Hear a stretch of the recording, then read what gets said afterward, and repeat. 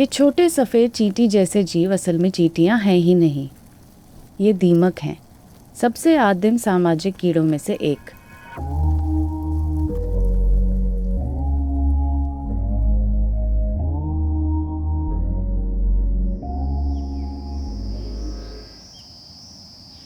दीमक दुनिया भर में इंसानों के लिए एक गंभीर समस्या है। ये लकड़ी और कागज़ में मौजूद सेल्यूलोज खाते हैं और घरों में लकड़ी के सामान में घुसकर उन्हें बर्बाद कर सकते हैं।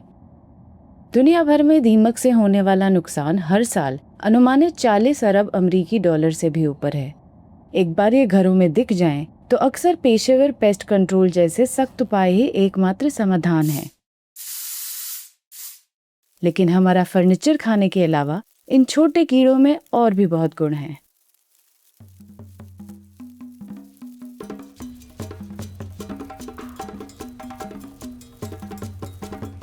जमीन के नीचे हमारी नजरों से दूर दीमक प्रकृति के संतुलन की नींव रखते हैं। जब कोई पेड़ मरता है तो दीमक सबसे पहले पहुंच जाते हैं। अपने पेट में मौजूद खास सूक्ष्म जीवों की मदद से ये सेल्यूलोज को तोड़ते हैं और मरी हुई लकड़ी को उपजाऊ मिट्टी में बदल देते हैं।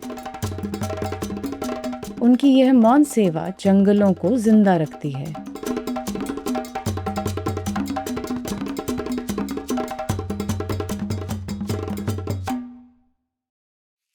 ये अंटार्कटिका को छोड़कर दुनिया के सभी महाद्वीपों में पाए जाते हैं। भारत में इनकी लगभग 300 प्रजातियां हैं।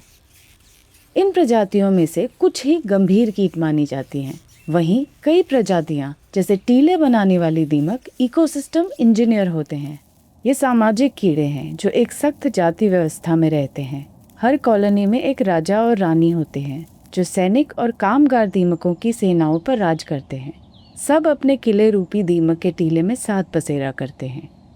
इस टीले का ऊपरी हिस्सा आइसबर्ग यानी हिमखंड की नोक की तरह है, जहाँ कॉलोनी का ज्यादातर हिस्सा जमीन के नीचे फैला होता है। लेकिन ये टीले सिर्फ दीमकों के ही काम नहीं आते। विद्यामोई बर्मन इन नन्हे कीड़ों के बारे में जीवन भर से जानती आई हैं। पीढ़ियों से चली आ रही पारंपरिक जानकारी के बल पर वह जानती हैं कि दीमक के टीले की मिट्टी खास होती है। मैं मिट्टी लाती हूँ, पानी में मिलाती हूँ, ढेर बनाती हूँ। जब वह सख्त हो जाए तो उससे चूल्हा बनाती हूँ। सामान्य मिट्टी से चूल्हा बनाना बहुत मुश्किल है। जब एक तरफ आकार देना शुरू करती हूँ तो अक्सर दूसरी तरफ बैठ जाती है। इसलिए मैं दीमक की मिट्टी का इस्तेमाल करती हूँ। दीमक की मिट्टी मजबूत होती है और सूखने पर चूल्हा और भी सख्त हो जाता है। टीला बनाते समय मिट्टी में दीमक अपनी लार, एंजाइम और पचा हुआ सेल्यूलोज मिलाते हैं। इससे टीला मजबूत और टिकाऊ बनता है। सिर्फ इंसान ही नहीं, बाकी जीव भी यह बात जानते हैं, जैसे ये कुम्हार ततैये। दोनों ही अपने पास मौजूद औजारों से दीमक की मिट्टी जमा करते हैं।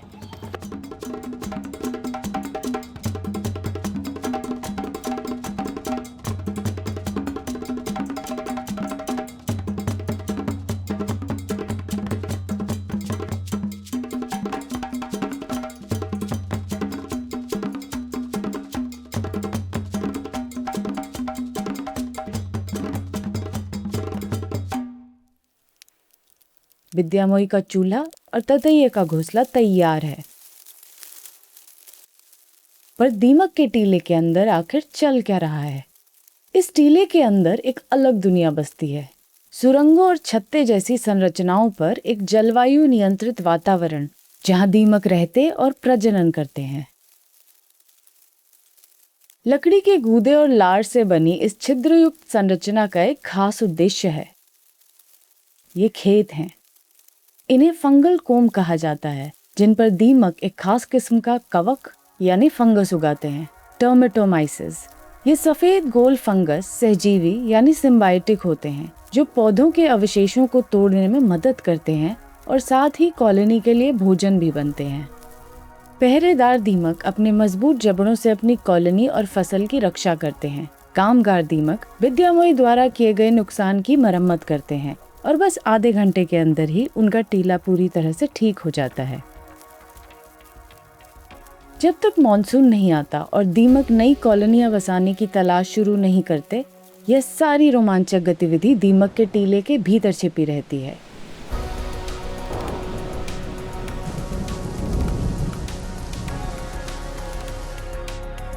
तभी कुछ जादुई होता है।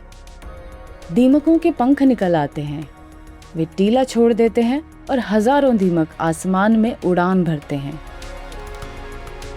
इन्हें अलर्ट कहा जाता है और इनका मकसद है साथी ढूंढना और अपनी पुरानी कॉलोनी से दूर एक नई कॉलोनी बसाना। लेकिन हर तरफ शिकारी घात लगाए बैठे हैं, ये इतना आसान नहीं होगा। दीमकों के नाजुक पंख उन्हें ज्यादा दूर नहीं ले जा पाते और जल्द ही वे आसान शिकार बन जाते हैं। ड्रोंगो झपट्टा मारकर पेट भर खाती है।